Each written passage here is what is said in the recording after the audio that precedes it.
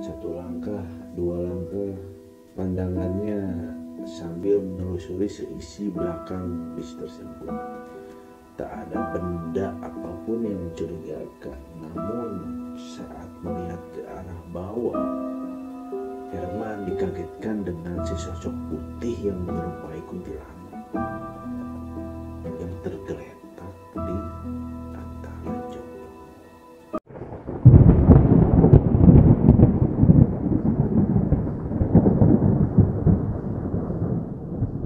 Assalamualaikum warahmatullahi wabarakatuh. Balik lagi bareng gue Bro Juan.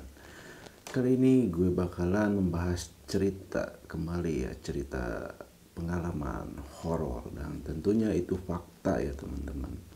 Jadi cerita kali ini tentang seorang supir bus malam yang mengalami kejadian horor.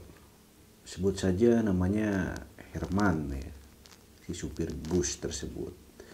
Herman ini merupakan supir bus malam yang ya bisa dibilang senior lah. Hampir 15 tahun lamanya ia menggeluti profesi itu. Sudah pasti banyaklah antara suka dan dukanya. Termasuk cerita horor yang ia alami pada tahun 2019. Menurut Herman, dirinya pernah memegang bus malam untuk berbagai trayek di Pulau Jawa. Kurang lebih 2 tahun ini ia memegang trayek Bandung-Pangandaran. Suatu hari saat dirinya berada di terminal Lewi Panjang, ia diminta oleh bosnya untuk segera berangkat ke Pangandaran karena di sana sangat dibutuhkan sekali dan minim sekali armada yang ada di Pangandaran. Waktu menunjukkan pukul 15 sore. Tanpa pikir panjang, Herman dan ditemani oleh seorang kondektur langsung berangkat ke Pangandaran. Kondisi bus memang kosong tanpa penumpang. Sepanjang perjalanan, ia terlibat berbagai obrolan dengan sang kondektur tersebut. Hal itu untuk menghilangkan kejenuhan saat menyetir. Cuaca malam itu kondisinya cerah. Terlihat bintang-bintang bertebaran di angkasa. Jelas, kondisi ini membuat Herman sedikit tenang. Wilayah Garut dan Tasikmalaya pada saat itu memang sangat macet ya, karena akhir pekan dan memang jam-jamnya segitu tuh warga pada beraktivitas. Jalur itu sudah menjadi langganan kemacetan. Rute menuju Pangandaran berkelok dan menanjak, maklumlah karena daerah sana memang area pegunungan. Singkat cerita, Herman sudah memasuki wilayah Banjar. Herman sempat terkejut dengan kondisi mesin yang tiba-tiba mati.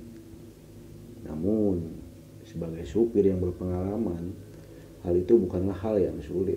Hanya butuh beberapa menit dengan dibantu oleh kondekturnya, permasalahan bus pun selesai dengan mudah.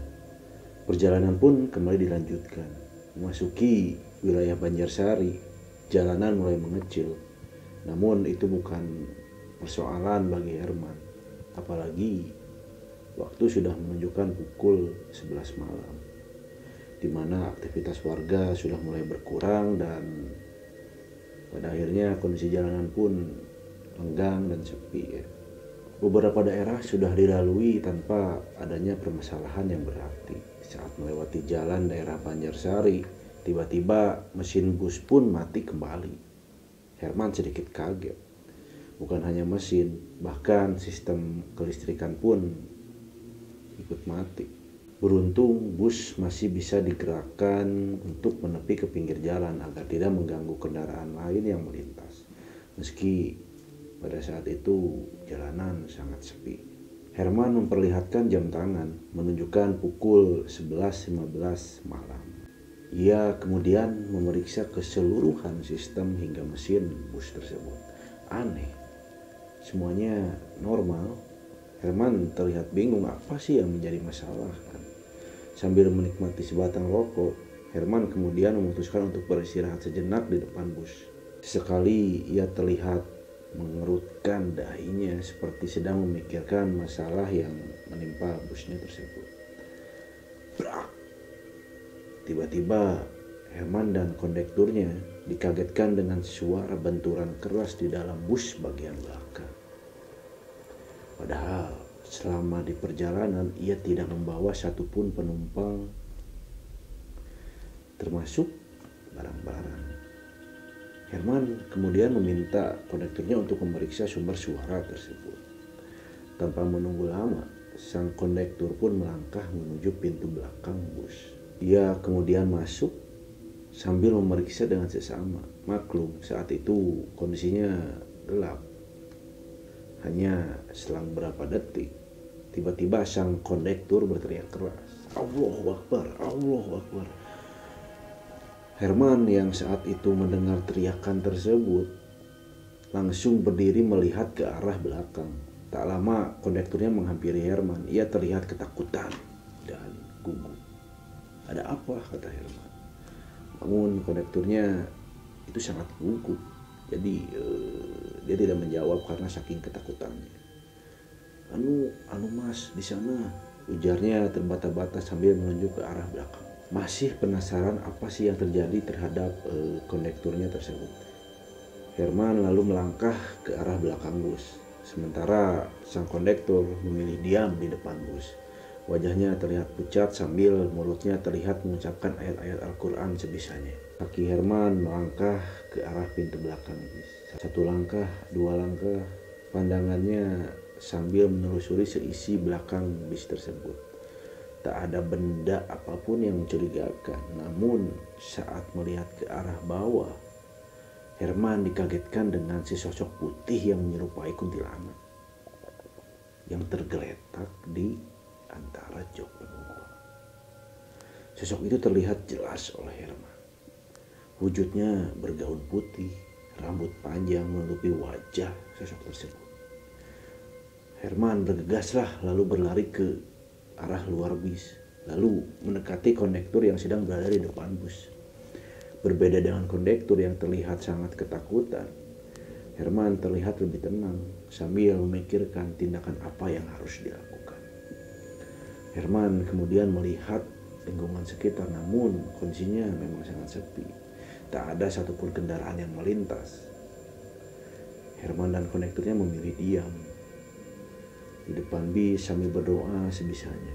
Saat Herman masih dalam kondisi kebingungan dan ketakutan, tiba-tiba dari arah yang sama terlihat cahaya lampu kendaraan. Herman sedikit tenang. Rupanya itu mobil pribadi yang melintas ke arah pengendaraan juga. Herman kemudian menghentikan mobil pribadi tersebut. Ternyata ada 2 unit mobil pribadi beriringan. Kedua mobil pribadi itu lalu berhenti. Herman lalu menceritakan apa yang terjadi. Dari mobil tersebut ternyata ada satu orang yang memahami bagaimana cara mengatasi masalah makhluk halus. Dengan tenang, kemudian orang itu melangkah ke dalam bus Herman. Kemudian ia terlihat jongkok lalu menghentakkan tangannya di lantai bus gitu ya. Dan tak lama kemudian orang itu keluar. Tak ada rasa takut dalam raut mukanya. Ia pun tak banyak bicara, lalu mempersilahkan Herman untuk menyalakan busnya kembali. "Sudah beres, tak ada apa-apa lagi, tak perlu takut," tuturnya. Dengan sedikit rasa takut, Herman kemudian melangkah ke arah bagian supir, lalu menyalakan mesin. Benar saja, mesin mobil langsung menyala. Sistem lampu pun, kelistrikan pun terlihat tak ada masalah, semuanya menyala. Mereka akhirnya mengajak Herman melanjutkan perjalanan dengan cara beriringan bersama. Herman terlihat sedikit lega, hingga akhirnya mereka pun sampai di Pangandaran tanpa ada hal-hal lain yang terjadi. Herman sangat berterima kasih kepada orang yang telah menolongnya. Wow, itu sangat menyeramkan sekali ya, ketika di bis itu tidak ada satupun penumpang, tapi tiba-tiba ada suara dari arah belakang bis. Mengerikan sih, memang banyak juga cerita-cerita yang beredar tentang bis-bis hantu gitu ya teman-teman, tapi ini benar-benar menakutkan ya. Tapi untungnya si Herman ini ditemani oleh kondekturnya, jadi nggak sendirian banget gitu ya, masih ada teman yang sama-sama takut meski Oke, pokoknya thank you banget yang sudah support Bro Juan. Jangan lupa like, comment, and subscribe. Thank you.